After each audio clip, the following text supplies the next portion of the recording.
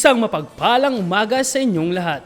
Ang pagkasilang ng wika ay nagbibigay buhay sa sibilisasyon sa pagkatuto. Tayo ay may kanya-kanyang hibla ng buhay na kapag hinabi sa isa ay mabubuo ang isang malaking katotohanan. Magkaiba man tayo, may iisang bagay na nag-uugnay sa atin, ang wika at ang banal na kasulatan. Kaya ngayong araw ay pagdiwang natin ang Language Day na may temang Sa pagbasa at pagsulat, gamit ang wika, Batang King, sandigan ang banal na salita. Magandang umaga sa iyo, partner. Mapagpalang araw sa iyo, partner. Ngayong araw, samahan ninyo kami upang ipagdiwang ang kulminasyon ng Language Day. Partner, ano nga ba itong Language Day na sinasabi nila batay sa iyong pagpapakahulugan? Ayon sa aking pananaliksik, partner, ang language ay principal method of human communication consisting of words used in a structured and conventional way and conveyed by speech, writing, or gesture. Ang language ay hindi lang tungkol sa mga naririnig nating mga salita. Bagkus ito rin ay maaaring sa pamamagitan ng pagsulat at gesture o yung tinatawag nating kumpas ng kamay at ekspresyon ng mukha. Wow, partner. Parang pinaghandaan yun ah. So, mga manunood at mag-aaral, tandaan lamang iyon. Ako naman ang magtatanong sa iyo, partner. Nako, anong tanong yan, partner? Bakit kinakailangan natin ang language? Ano nga ba ang ginagampanan nito sa araw-araw nating pamumuhay? Nako, partner, napakasimple. Ayon sa aking nabasa, language is one of the most important parts of any culture. It is the way by which people communicate with one another, build relationships, and create a sense of community. Sa madaling sabi, partner, ito ang paraan ng mga tao upang magipagtalastasan sa isa't isa at magkaunawaan. Napakahusay, partner. Parang pinaghandaan mo ah. Nako. Kaya mga mag-aaral at manunood, tandaan natin ang mga bagay na iyan. Okay, sige. Ngayon, partner, handa ka na ba, partner? Handang-handa na, partner. Sa ating pagpapatuloy, inaasahan namin ang inyong taus-pusong pagsubaybay ng iba't ibang gawain sa pagdiriwang ng ating Language Day Culmination. Bago ang lahat, mararapat lamang na ang programang ito'y simulan natin sa pag-awit ng Lupang Hinirang, Overture Song by Voices of King. Agad namang susundan ng doxology na O Come to the Altar by Elevation Worship na ihahandog sa atin ng TVL 12 Batch 2018-2019. Mga kababayan, ang pambansang awit ng Pilipinas. Bayang magiliw, sa sinamanan, alam ng puso, sa dilim mo'y buhay. Lupang hinirang, kwenta ng magiting, sa manlulupin, di ka masisip. Sa dagat at bundok, sa simoy at sa langit mong buka, may nilagang tula at awit sa pagnayang minamahal. Ang isang ng watawat ko'y tagumpay na nagpilitin. Ang bituin at araw niya kailan pa may magdidilim. Lupa ng araw ng walay pasina, buhay langit sa piling mo. Ang inigaya ng magmay mamapi, ang matay ng dahil sa'yo.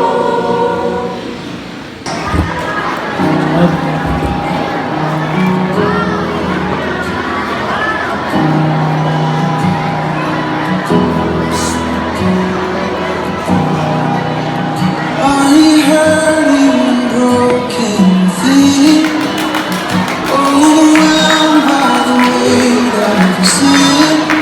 Jesus is calling. Have you come to the end of yourself? Do you thirst for a drink from the well? Jesus is calling.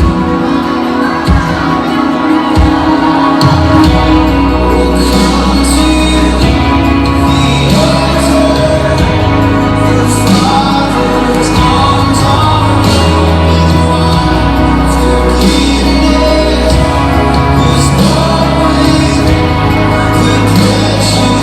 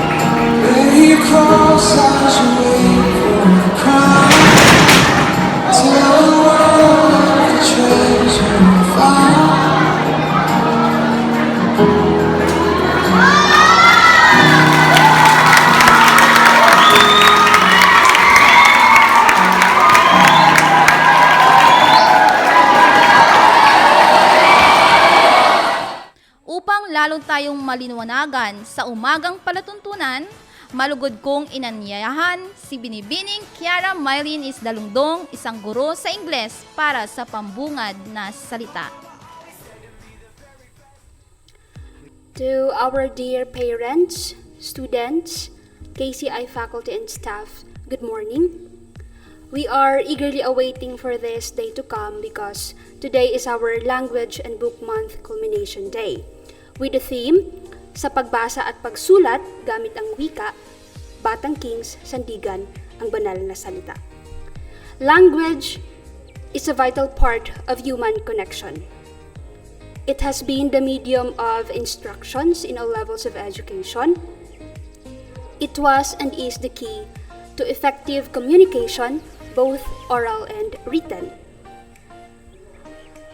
At ito rin yung ginagamit natin to express our thoughts and desires. We also read stories from the books and write our own with language as a tool. Tandaan po natin yung pinaka-the best na story ay mababasa natin mula sa Biblia. And remember, God's words were written in different languages to show His unconditional love for us. Ngayong araw, matutunghayan po natin ang resulta ng performance ng mga kabataan in line with the given activities, namely e-quiz contest, poster making contest, and cosplay contest. Muli, malugod ko kayong sinasalubong sa ating Language at Book Month Culmination Day. Maraming salamat. Maraming salamat, Binibining Kiara Mylene Isdalungdong, sa inyong tinuran. Sa ating pagpapatuloy, matutunghayan natin ang isang intermission number na nagmula sa Grade 10A Batch 2018-2019 sa music class na pinangungunahan ni Ginoong Jupiter E. Duan.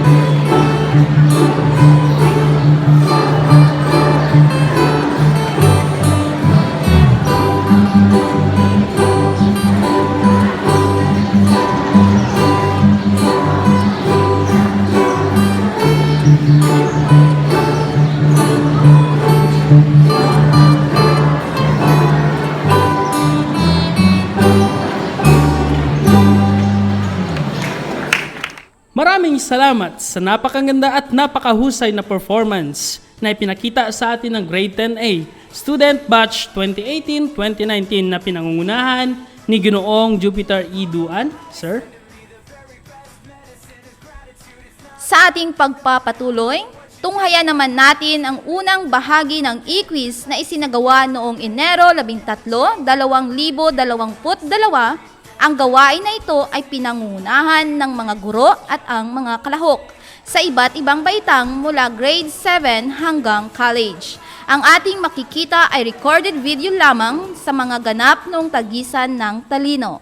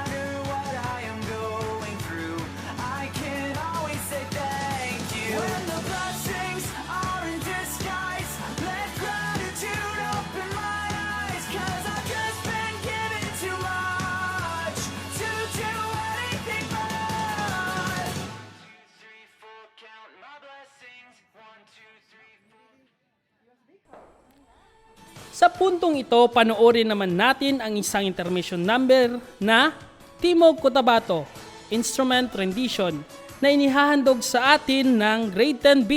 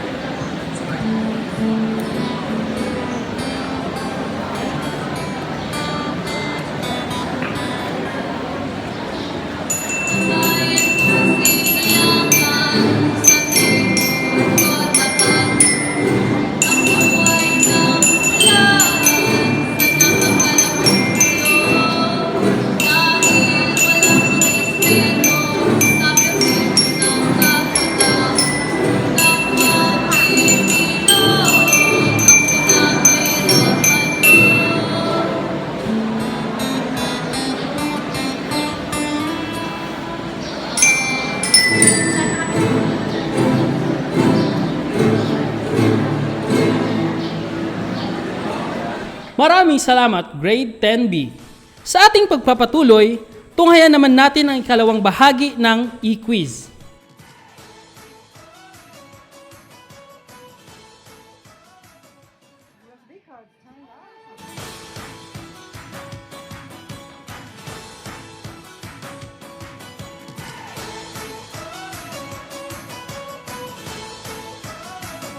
Mama always said to me the very best medicine is gratitude. It's not what you don't have, but what you do.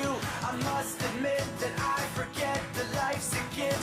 Hey, mama, gotta change my attitude. 1, 2, 3, 4, count my blessings. 1, 2, 3, 4, count my blessings. If you got a lot or a lot enough there, go ahead and thank God for something. You're gonna see the good if you're good at looking. So go ahead and thank God for something. We have a lot or have a little, it's really nothing new. Happiness should never be a slave to revenue.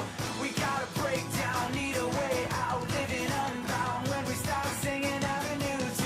1, 2, 3, 4, count my blessings. 1, 2, 3, 4, count my blessings. If you got a lot or a lot enough there, go ahead and thank God for something. You're gonna see the good if you're good at looking. So go ahead and thank God for something. In the wonder, in the heartache, in the good times and the mistakes, no matter what I am going through, I can always say thank you. When the blessings are in disguise, let gratitude open my eyes, 'cause I've just been given too much to do anything but. 1, 2, 3, 4, count my blessings. 1, 2, 3, 4, count my blessings. For the total score, 7A got 65, 7B 75, 8A 50, 8B 50, 9A 55, 9B 25, 10A 55, 10B 40, 11 80, 12 ACAD 95, 12 TVL 70, College 90. Sir Ed, kindly identify the winners in each category. 1 to 3 lang, Sir Ed.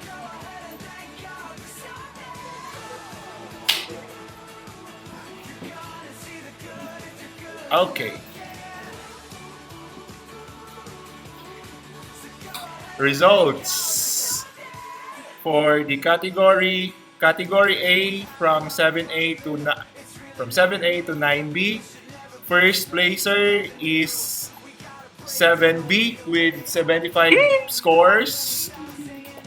Second placer is 7A with 65 scores.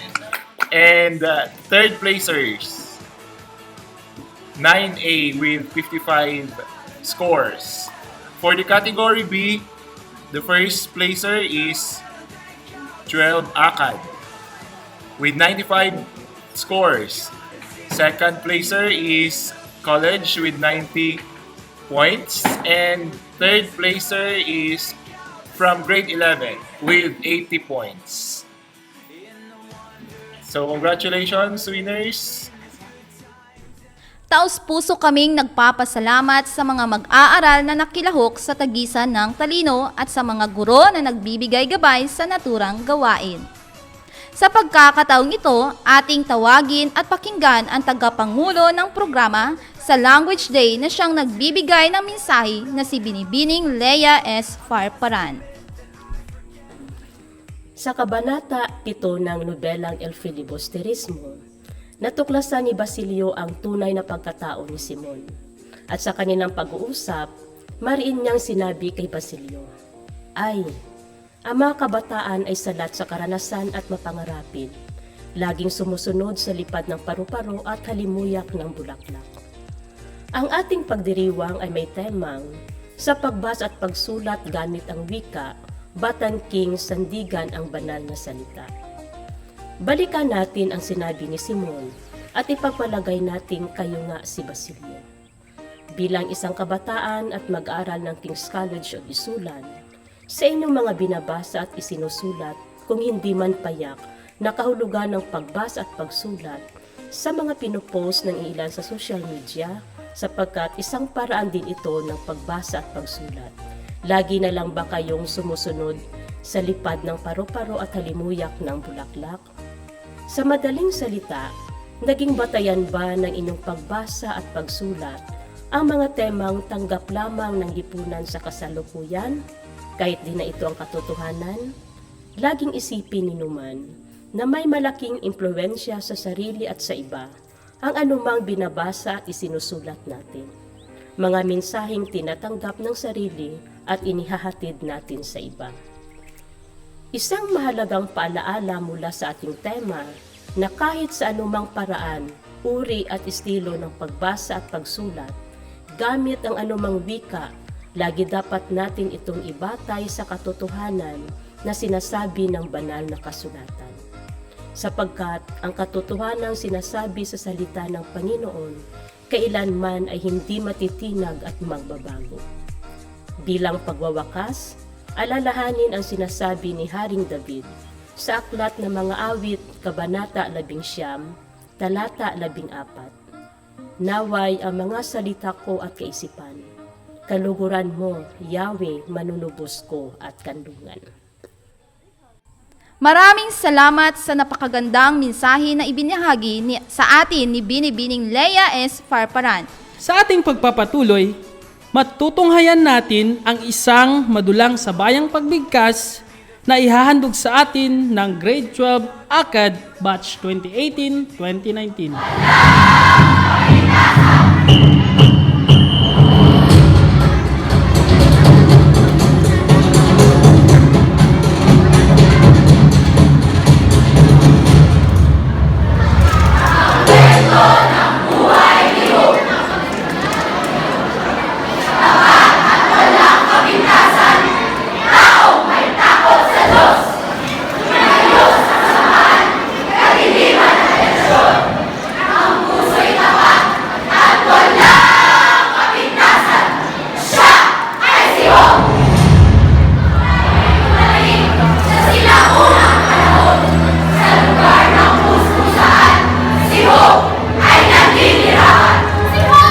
Siho! Siho! Siho!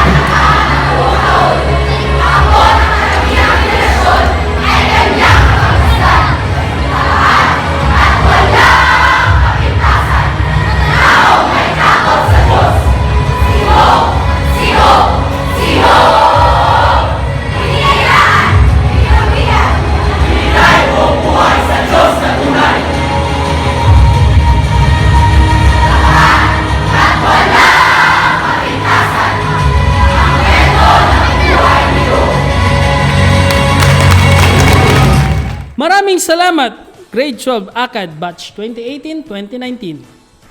Sa araw na ito, panoorin natin ang mga gawa o likha ng mag-aaral ng King's College of Isulan mula grade 7 hanggang college sa isang digital poster making contest. At matutunghayan din natin kung sino ang nagwagi sa patimpalak na ito noong January 14, 2022.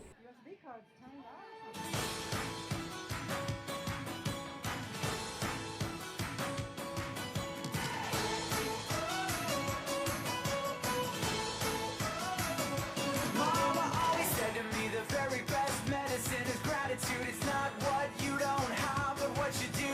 I must admit that I forget that life's a gift.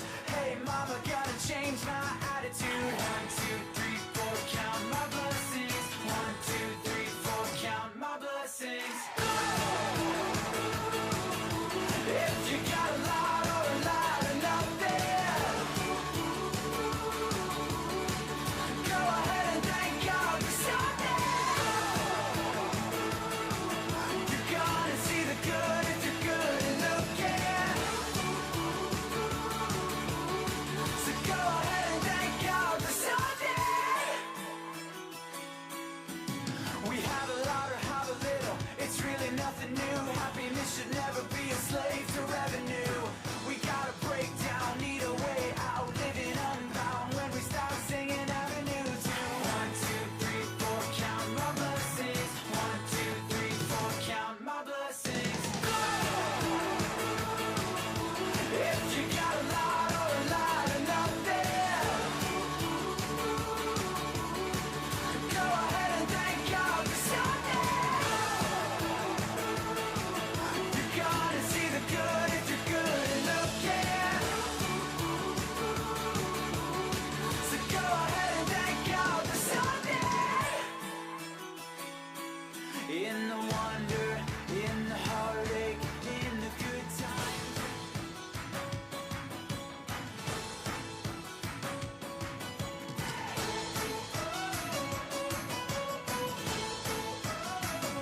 Mama always said to me the very best medicine is gratitude. It's not what you don't have, but what you do. I must admit that I forget that life's a gift. Hey, mama, gotta change my attitude. 1, 2, 3, 4, count my blessings. 1, 2, 3, 4, count my blessings. If you got a lot or a lot enough there. Maraming salamat sa mga mag-aaral na nakilahok sa digital poster at sa mga guro na nagbibigay gabay sa naturang gawain. Tunghayan naman natin ang song rendition of Mindanao by Voices of Kings. Mindanao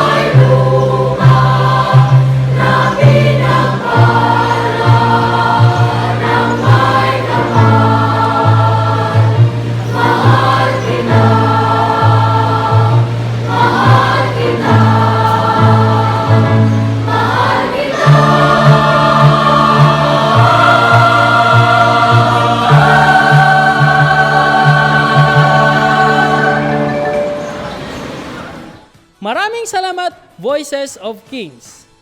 Sa puntong ito, ating panuorin ang mga napiling entry sa bawat baitang at pangkat sa cosplay presentation.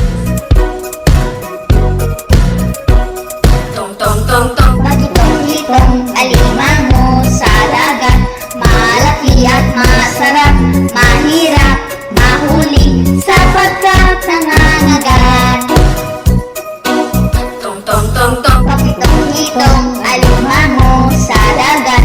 Malaki at masarap, mahirap, mahuli, sapagkat nangangagat.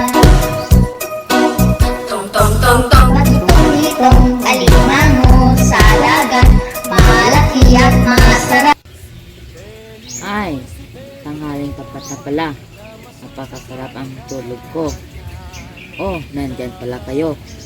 Nakakuha o isdang tambasakan. Gibaligya sa merkadong guba. Ang halin pulos kura, igo lang ipanuba. Bakit matagal lumabas ang mga alimango? Nakatulog tuloy ako sa paghihintay. Ako si Juan, ngunit madalas akong tawagin Juan Tama dahil ako raw ay may angking katamaran. Ewan ko ba kung bakit ginawa pa akong tamad ng aking manulat at hindi masipag. Kaya naman wala nais umidolo sa akin dahil sabi ng ibang magulang na wag raw akong tularan. Hindi pa pwedeng matyaga lang talaga ako maghintay ng grasya. At isa pa, ako'y isang bata lamang at alam kong sa aking paglaki, ako ay magiging masipag sa pag-abot ng aking pangarap.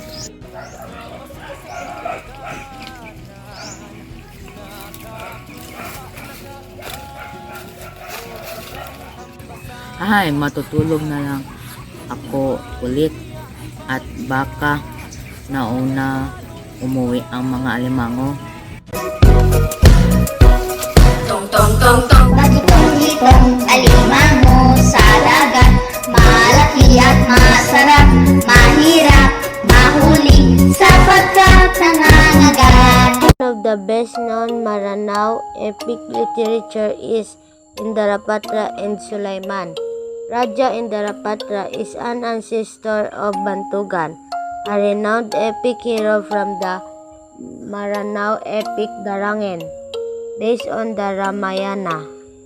This story of Raja Indarapatra, mythological hero of Maguindanao, who is King Indarapatra.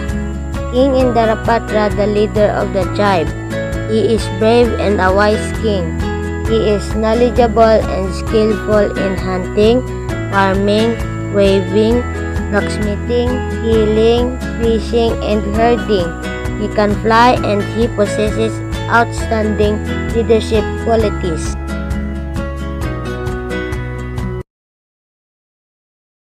Noong unang panahon, ayon sa alamat ng Pulong Mindanao, ay wala ni kahit munting kapatagan.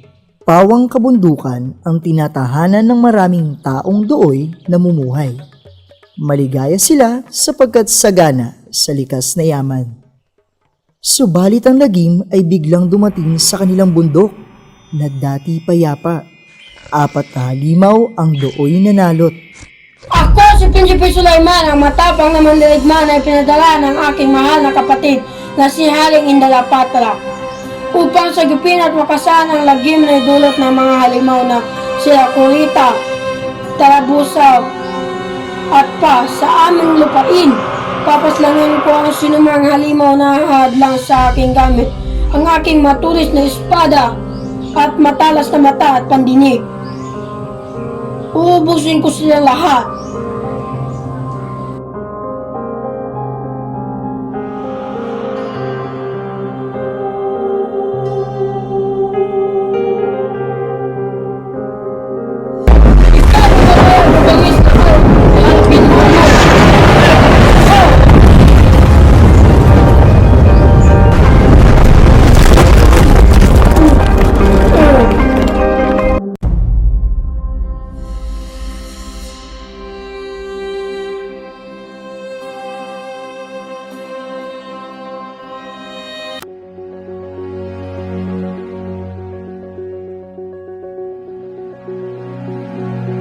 Hayaan niyo akong magpakilala.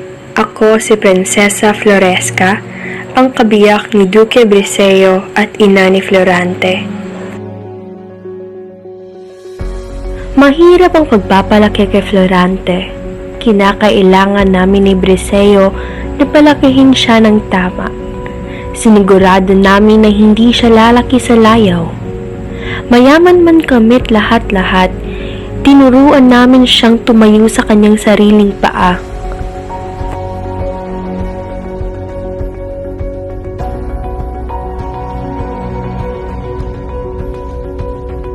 Kapag ako'y tumitingin sa bintana, sa bawat tama ng pana, nakikita ko na magiging makisig at matapang na bata si Florante. Ilang taon na din ang lumipas mula nang napagdesisyonan namin ni Briseo na pag-aralin si Florante sa Atenas. Noong unay hindi ako sang-ayon. Hindi ito maaari, bakit kailangan pang lumayo? Hindi ako makakain, makatulog sa pag-aalala. O Diyos ko, gabayan ninyong aking anak. Ilayo ninyo siya sa kapahamakan. Ang aking maagang pamamaalam ang nagdulot sa agarang pag-uwi ni Florante mula Atenas pabalik ng Albania.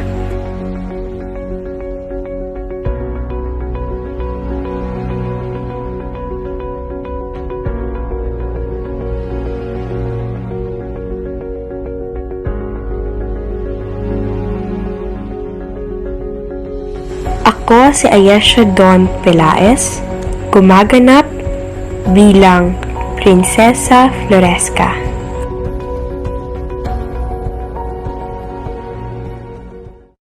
Prinsipe ng Ayodhya. Ako ay inkarnasyon ng Diyos na si Vishnu. Ako ang panganay at paboritong anak ni Haring Dasarta. Ako ang naging asawa ni Prinsesa Sita dahil ako lamang ang bukod tanging nakabuhat ng higanteng pana na hindi kinaya ng iba. Ay ipinatapon sa gubat dahil sa kagagawan ng aking stepmother. Kasama ko si Sita at ang aking kapatid na si Laksana. Habang kami ay nasa gubat, tinangay ng demonyong hari na si Ravana si Sita patungo sa kanyang kaharian. Pumunta ako kay Haring Sugriva, ang hari ng mga unggoy, at sa kanyang general na si Hanuman. Sa tulong nila, nilusob namin ang kaharian ni Ravana at makipaglaban. Napatay ko si Ravana at napalaya ko si Sita. Kami sa kaharian ng Ayodhya at ako ay naging hari. Ang aral na mapupulot sa aking kwento ay manalig sa iyong sarili at lalong-lalo na sa Diyos dahil siya lang ang pwedeng humatol sa ating kinabukasan. Harapin ang pagsubok ng iyong buhay na may tiwala at tatag sa sarili.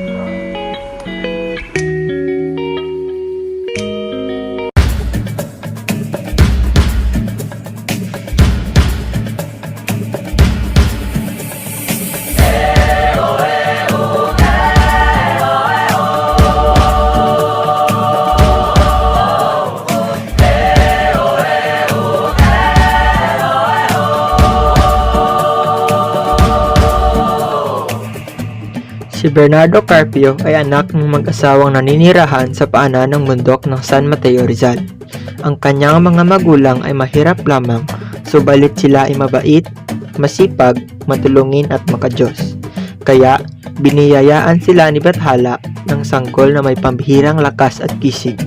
Siya ay pinangalanang Bernardo Carpio ng isang Kastilang pari na humanga at nakakita ng kanyang pambihirang kakayahan. Ito ay hango sa kilalang pangalan ng isang matapang, makisig at maalamat na mandirigma sa bansang Espanya na si Bernardo di Carpio. Kagilas-gilas ang pambihirang lakas ni Bernardo. Binubunot ni Bernardo ang ilang mga puno upang makagawa ng daanan sa masukal na kagubatan tuwing sila ay nangangaso ng kanyang ama. Tulad ng kanyang mga magulang, si Bernardo ay matulungin, mabait at matatag ang loob. May kakayahan din siyang manggamot gamit ang kanyang enerhiya na dumadaloy sa kanyang mga kamay. Dahil sa kanyang taglay na pambihirang lakas at pagiging makabayan, pinapili siya upang mamuno sa himagsikan laban sa mga Kastila. Ikatulad ng karaniwang lalaki si Bernardo. di mahilig sa kasayahan at pagtitipon. Ang halina ng mga magagandang dalaga sa bayan ay di ganoong nakaakit sa kanya. Sa halip nito, ang kinahumalingan ni Bernardo ay ang pangungubat.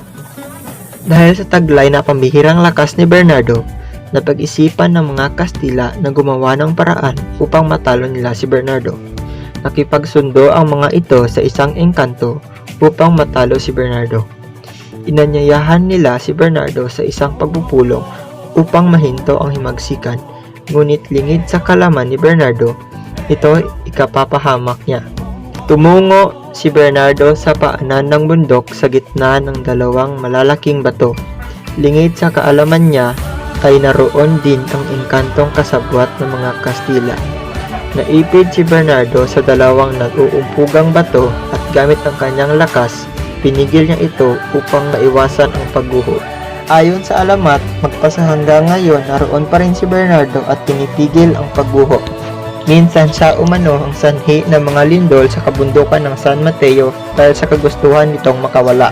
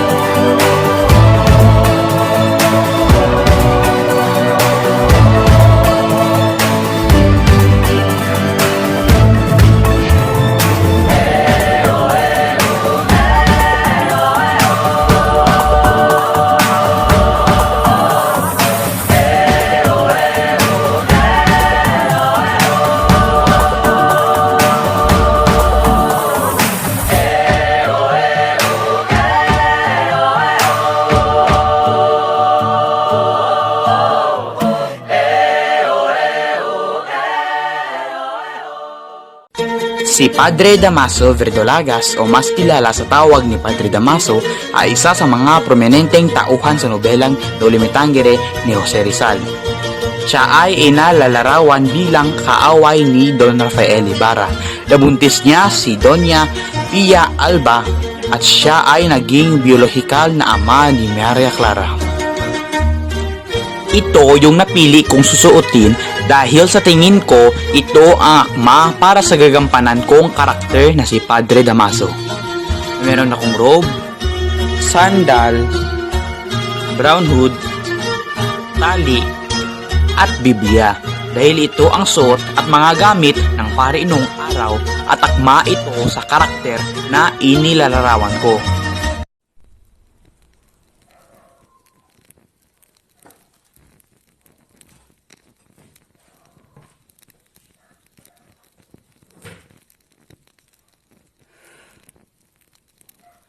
Ako naman, si Padre Damaso. Ako ay isang Fransiskadong Kastilang pari. Ako din ay dating kura ng bayan ng San Diego. Ako ay Silencioso! Alam niyo ba kung sino ako? Ako ang pinakamagaling na pare na makikita nyo sa inyong walang kabuluhong buhay. Ako ang regalo ng Diyos upang makapagligtas kayo sa impyerno. Parang impyerno man ang mga buhay nyo. Ligtas ko ba kayo? O, ba't kayo galit? Ano ba pwede inyong magagawa sa akin?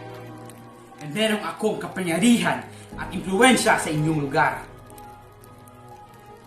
Na meron din akong proteksyon ng Panginoon.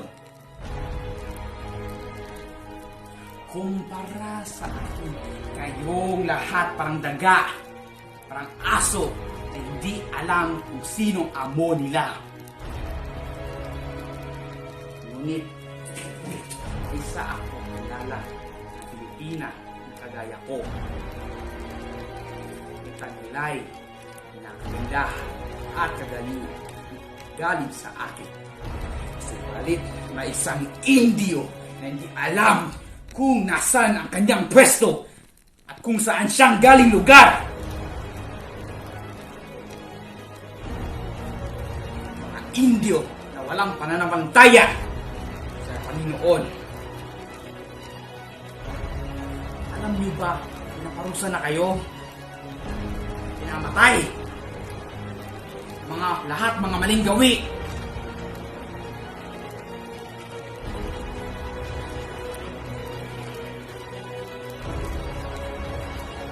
So, ngayon, kayo tawad sa Diyos. Umapang kayo sa akin. Sana maligtas din kayo upang hindi kayo masunog sa impyerno. Ako naman, si Padre Damaso. Dios viere et ados en el infierno. Adios.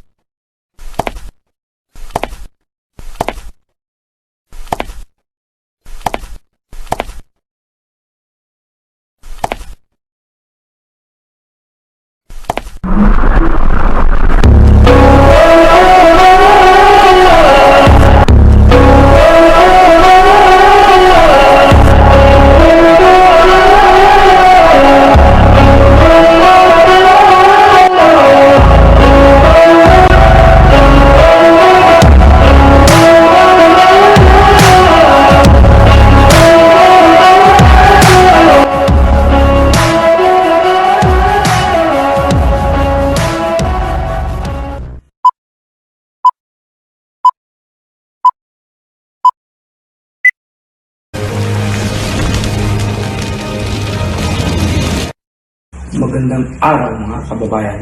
Ako si Crisostomo Ibarra, ang pangunahing tauhan sa Noli Me Tangere. Ang aking buong pangalan ay si Juan Crisostomo Ibarra I. Magsalin. Ako si Ibarra. Pangarap ko magpatayo ng paaralan sa aking bayan, sa bayan ng San Diego. Tuluyan kong pinagpataguyod ang pangarap ng aking ama para sa bayan. Kailangan din yung pagbabago mula sa mapagdiin ng muno ng mga Kastila.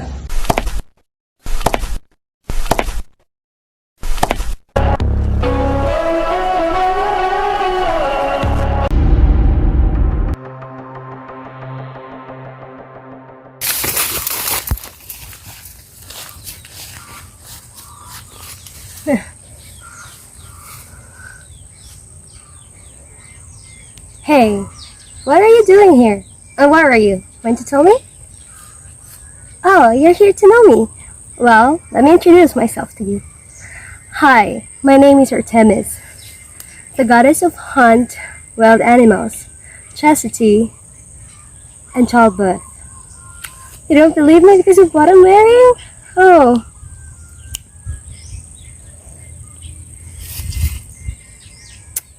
Well, don't you know that I'm blending in with the Gen Zs right now? Just for fun. And it's a trend to wear flannel nowadays. Sadly, you missed that, but I suggest you try it soon. Oh, you want to see me in a GT dress? Okay, let me change. 1, 2, 3. So here it is. What do you think? Oh, please ignore my shoes. I lost my boots while hunting, and I didn't tell my mom yet because she'll be mad at me. Okay, let me introduce you myself again, in full details as you like. My name is Artemis, the goddess of hunt, wild animals, chastity, and childbirth, also known as the Virgin Deity. Daughter of Zeus and Leto, granddaughter of the Titan god of the north, Coeus and Phoebe. My loving grandparents, I miss them so much. I might visit them later, after this. Oh my god, Apollo is calling me, I better hurry up. Yeah, I'm the twin sister of Apollo. As you see, I'm pretty and he's handsome, obviously.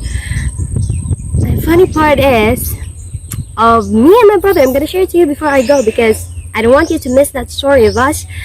I was born the day before Apollo. Yes, the day before. Funny, right? And here it is.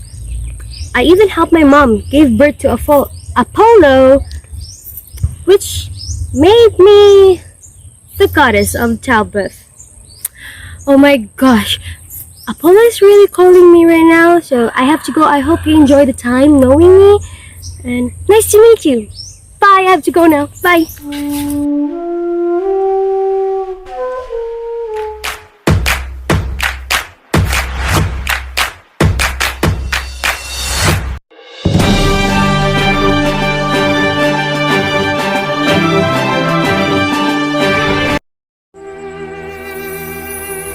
I am the goddess of wisdom, weaving, and war strategy.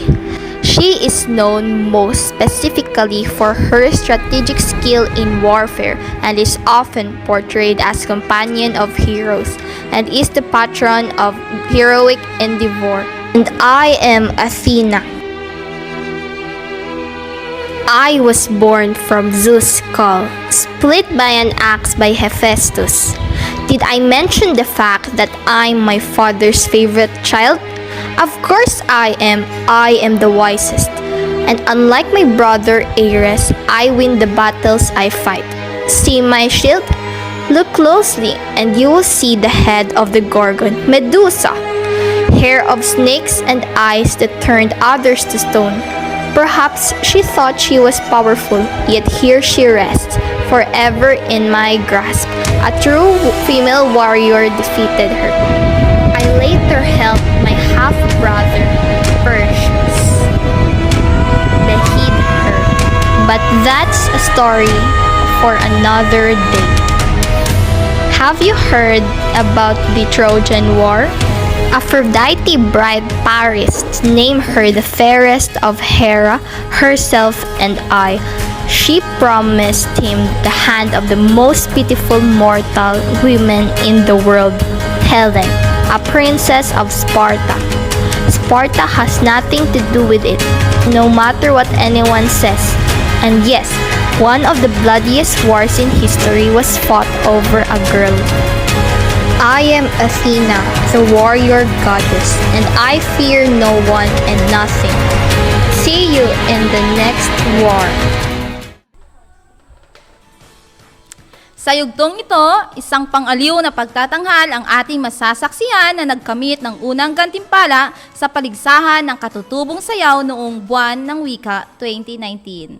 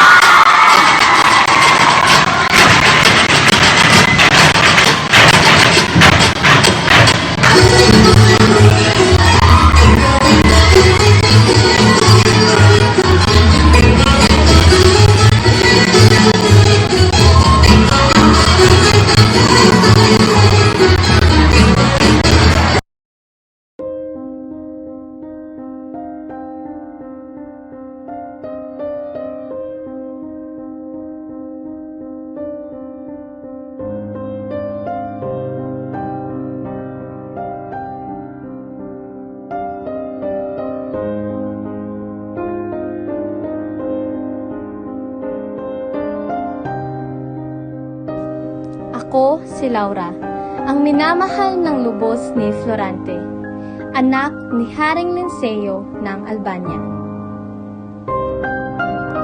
At ako, ang prinsesa ng kahariang ito.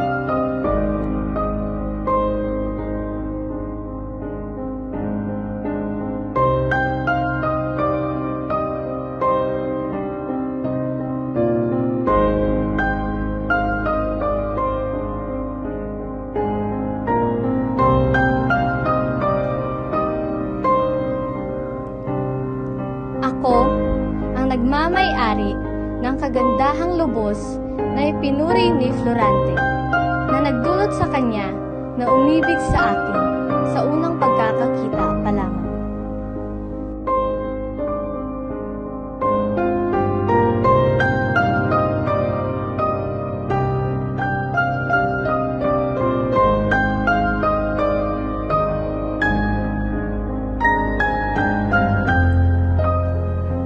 Ako ay magandang dalaga na hinahangaan at hinahangad ng maraming kalalakihan, tulad nina Adolfo at Emir.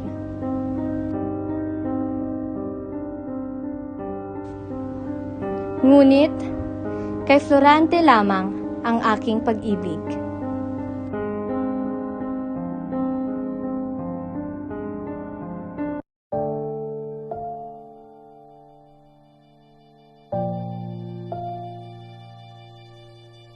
Ako si Maria Clara, ang nag-iisang anak ni Kapitan Tiago na siyang kilala ng marami dahil sa kayamanang taglay nito. Kasintahan ko si Crisostomo Ibarra, si Ibarra na may malasakit sa bayan, ngunit napagbintangan naman sa kasalanang hindi niya ginawa.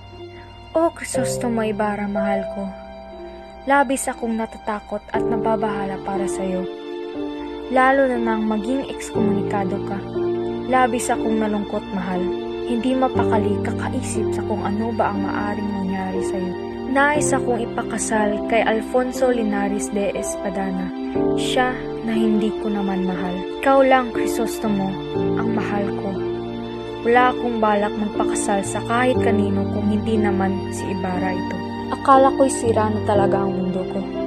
Ngunit hindi ko alam na may mas lala pa palang mangyari ang nakaabang. Ano ito? Patay na ang mahal ko? Bakit? Paano? Ayoko nang magpakasal.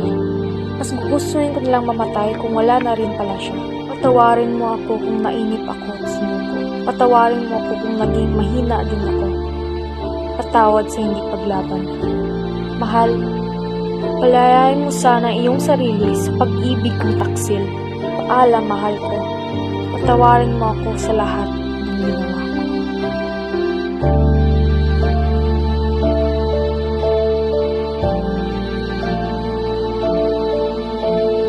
Ako si Maria Clara, simbolo ng dalagang Pilipina. Larawan ni Leonor Rivera na pinagkasundo sa lalaking hindi niya naman.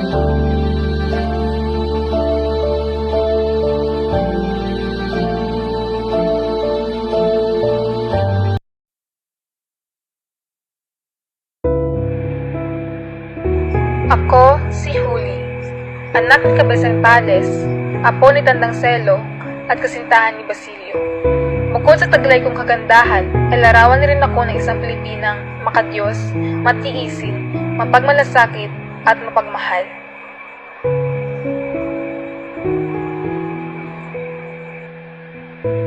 Hindi na ako nakapag-aral dahil sa pagkakabaon sa utang ng aking ama. At nang bigla siyang nagpiin ng mga masasamang loob ay kailangan kong magpaipin upang makapagbigay ng pera sa mga kumuha sa kanya. Mahirap, ngunit ganun ko kamahal ang aking ama. Kaya't gayon na rin ang aking pagmamahal sa katipan ni si Basilio. Isang araw ay nakaabot sa akin na nakulong ang aking kasintahan ni si Basilio. Labis ako naghinagpis sa kanyang kalagayan sapagkat alam kong wala na siyang ibang malalapitan dahil wala si Kapitan Tiago. At dahil sa kagustuhan kong mapalaya ang aking kasintahan ni si Basilio, nakasloob akong humingi ng tulong kay Padre Camora. Kahit na may lihim siyang pagnanasa sa kababaihan at marahil sa aking din. Hindi ko na inisip pa ang mga maaaring mangyari kahit na masamang kutob ko sapagkat Wala naman ako magagawa. Kasi ang tanging hinahangad ko ay ang kalayaan ng aking minamahal. Ngunit, nangyari nga ang aking iniisip. Ako ay hindi niya pinagsamantalahan. Ako ay hindi niya nirespeto at labis ko yung dinamdam. Hindi ko alam ang gagawin para matigil na ito lahat. Kaya, sa isang iglap, aking naisip, iisa na lang ang paraan para ako'y makatakas. At yun ay ang kamatayan. Muli, ako si Juliana, o mas kilala bilang Huli. Ako ang sumimbolo ng kadalisayan ng mga kababaihan at kamusmusan ng mga mababang karikitan. Noong panahon ni Dr. Jose Rizal, isa ako sa mga babaeng tinanggalan ng karapatan at kalayaan sa pagiging ligtas mula sa kapahamakan na hanggang ngayon ay makikita pa rin sa ating kasalukuyan.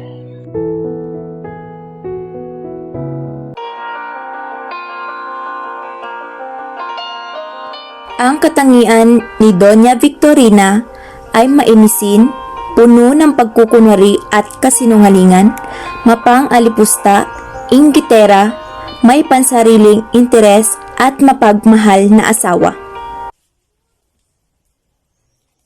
Nasaan si Tiburcio? Kanina ko pa siya hinahanap. At bakit sobrang napakainit sa bapurtabong ito? Hay nako! Napakatamad na Tiburcio. Siguro kung hindi lang siya mayaman, hindi ko siya papakasalan. Ay. Ikaw. Kayo. Ikaw. Kayo. Anong tingin-tingin nyo? Hindi nyo ba ako nakikilala? Ako lang naman to. Si Doña Victorina de los Reyes de Espadaña. At sino nagsabing walang pakialam? Isa kang hampas lupa. Isa kang indio. Nakakainit ng ulo. Many women have done well, but I outperform them all. Charm is deceitful and beauty is vanity, but a woman who fears the Lord is to be praised. Give me the fruit of your hand, and let my works be praised at your gates. When my uncle Mordecai urged me to plead the king for the lives of my people, such a request had far-reaching consequences. I had to reveal my Jewish past, and I thought I'd lose the king's favor. He hadn't called me in weeks and approaching me without my permission. It could result of my execution. I mustered the courage to approach the king, despite the fact that it was against the law. To me, it would be a difficult task, but the resolution was so understandable. If I perish, I perish. I upheld my dignity in the face of pressure that few of us will face in our lifetime. When I surrendered to God and considered the consequences, I had to choose courage and became completely transparent and vulnerable in front of the king. I was buried in temptation, but God rescued me. I was drowning in fear, but God drew me free. The situation for Jew in Persia seemed hopeless, but God made a way. God revealed His sovereignty through our difficulties. When it appears that we are on the verge of defeat, He brings victory and overwhelms us with triumph. Such triumphs frequently look different than we might expect, but they are always better than we could hope or imagine. I pray that we might commit all the lifetime dedication to our Heavenly King and a continual learning from His Word. Ang taong naging tapat sa gitna ng pagsubok. Ako ay nananahan sa lupain ng Oz. Kilala bilang isang mabuting tao, sumasamba sa Diyos, at umiiwas sa masamang gawain. Biniyayaan ako ng 7 anak na lalaki at 3 anak na babae. Marami akong tagapaglingkod, at ako ang pinakamayaman sa buong silangan. 7,000 ang aking tupa, 3,000 ang kamelyo, 1,000 baka, at 500 ang asno. Nakaugalian na ng aking mga anak na lalaki na magdaos ng handaan sa kani-kanilang bahay, at inaanyayahan nila ang mga kapatid nilang babae. Tuwing matapos ang ganoong handaan, pinapatawag ko ang aking mga anak para sa isang ritual. Maaga akong bumabangon kinabukasan upang mag-alay sa Diyos ng handog na sinusunog para sa aking mga anak. Dahil baka lihim na nilapastangan ng mga ito ang Diyos at sila'y magkasala. Nakita ni Satanas ang aking katapatan sa Diyos. At dahil doon, gusto niyang subukin ito. Gusto niyang makita kung ako ba'y magiging tapat na mawala sa akin ang lahat. At siya naman ay pinahintulutan ni Yahweh. At sa isang araw, unti-unti niyang kinuha ang lahat ng aking mga baka, asno, kamilyo, tupa, mga ari-arian, mga tagapaglingkod, maging ang aking mga mahal sa buhay ay kanya rin ipinaslang.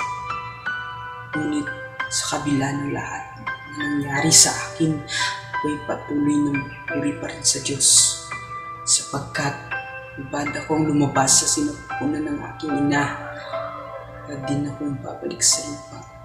Si Yahweh ang nagbigay, si Yahweh rin ang babaw. Purihin si Yahweh.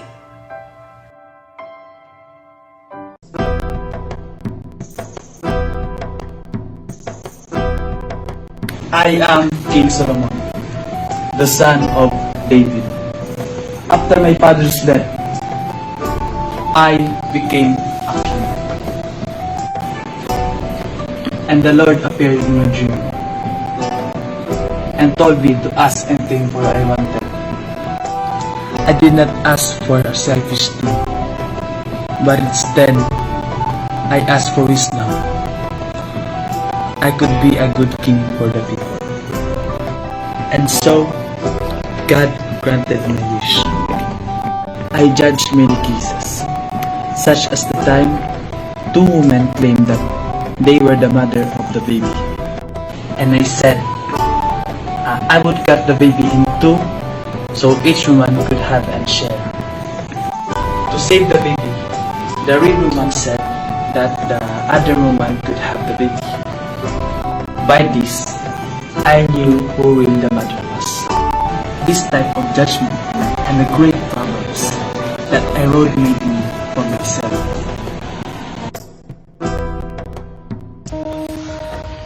I am Ruth, but in the beginning, my name is Ashash. I am the first woman, wife, and mother of all humanity.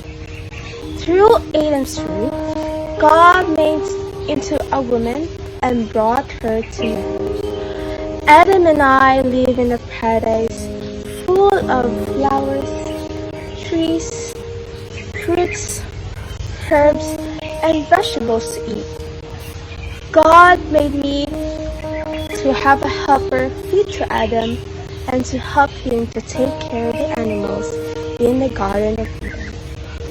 God commanded that we can eat every tree of the garden except the tree of knowledge of good and evil. Of it we surely die. We roamed the garden naked. We were unashamed. And we even known what shame was. Just my curiosity got the best of us, and I disobeyed God and tasted the forbidden fruit. Let me tell you how it happened. While strolling in the Garden of Eden gracefully, when the crafty serpent called out to me, he said, "Did God actually say, 'Shall not eat any tree in the garden?'" And I said, "We may eat of the fruit of the trees in the garden, but God said, 'We shall not eat of the fruit of the trees in the midst of the garden, neither shall we touch, lest we die.' But the serpent said to me, 'You shall not surely die, for God knows that you will be like God, knowing good and evil. So out of curiosity, I ate it, and I gave it to my husband. Then the eyes were both open, and we knew that we were naked. Back then, God said to me, I will surely multiply my pain during childbearing. In pain, I shall bring forth. My desire shall be for my husband, and he shall rule over me. 3, 2, 1. I am Adam. I was created in the image of God as I came forth from the hand of my Creator. God chose me to name the animals, making me the first zoologist. I also the first landscaper and horticulturist, responsible to work at the garden and take care for the plants.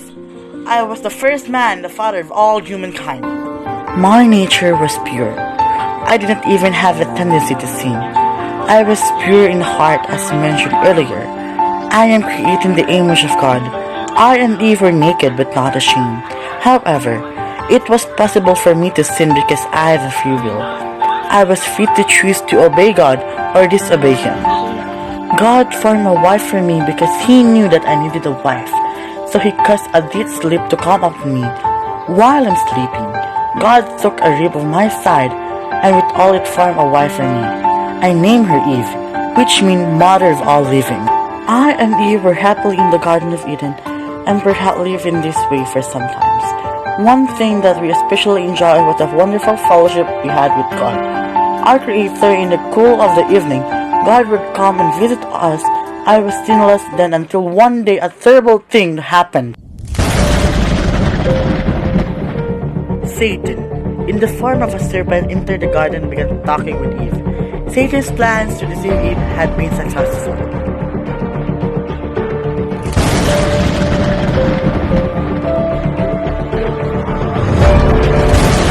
I ate the fruit and I had sinned. I disobeyed at the command of God. I chose my own will instead of choosing God's will. In so doing, I rebelled against my Creator and followed Satan, the first great rebel. My disobedience leads to death. I did spiritually, which means my spirit is separated from God. Before, I was clothed in the light of God's glory, and since I committed sin, God's glory had left us and become sinners. That same day, God came seeking us, but we no longer wanted to see God. Instead, we felt guilty and hid ourselves among the trees of the garden, but no one can really hide from God. He pronounced His judgment upon us. We would have to leave the beautiful Garden of Eden. Hereafter, I would have to work hard to get my food from the ground. I'm Adam. God's first man had been defeated by Satan. But God gave the promise of the coming of the Lord Jesus Christ who would defeat Satan.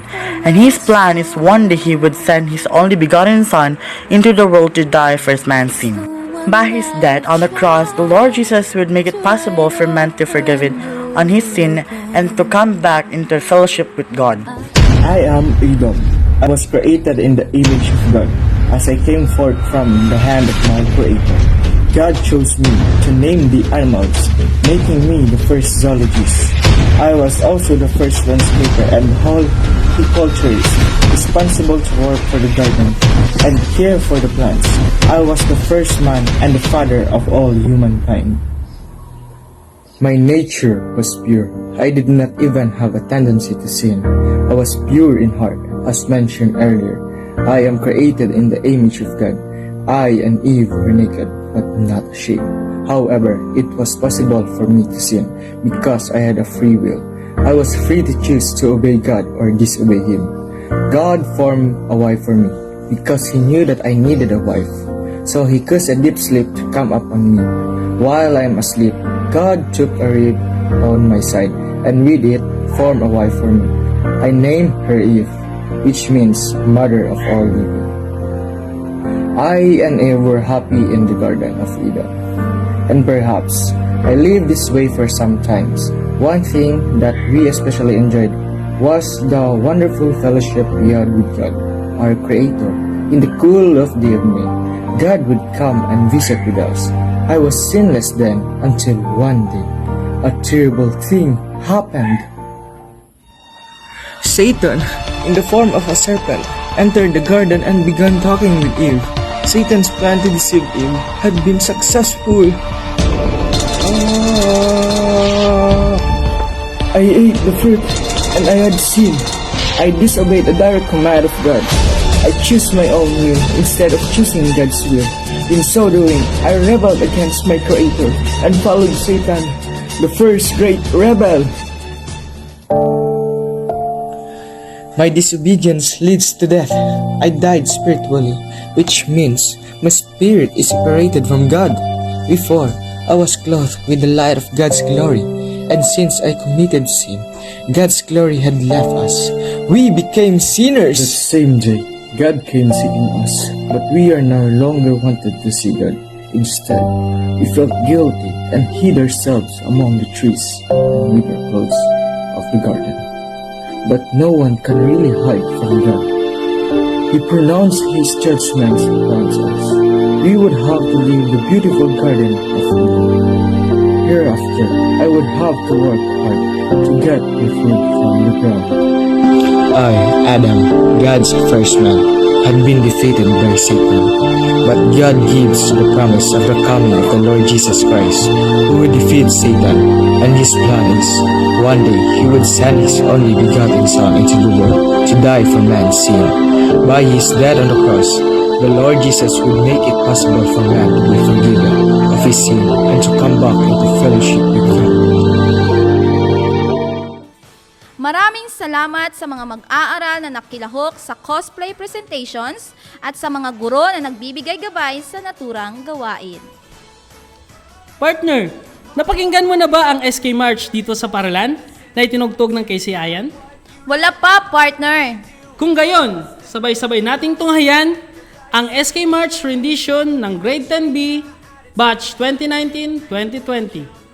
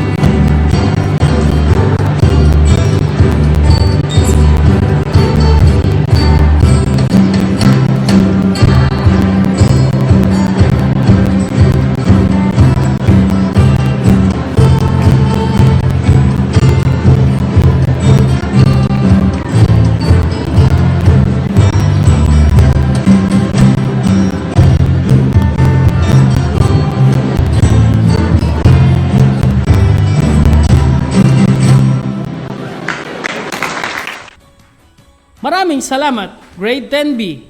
Binabati namin ang lahat ng mga nanalo. At lubos din kaming nagpapasalamat sa mga nakilahok at mga guro na nagbigay gabay sa bawat paligsahan.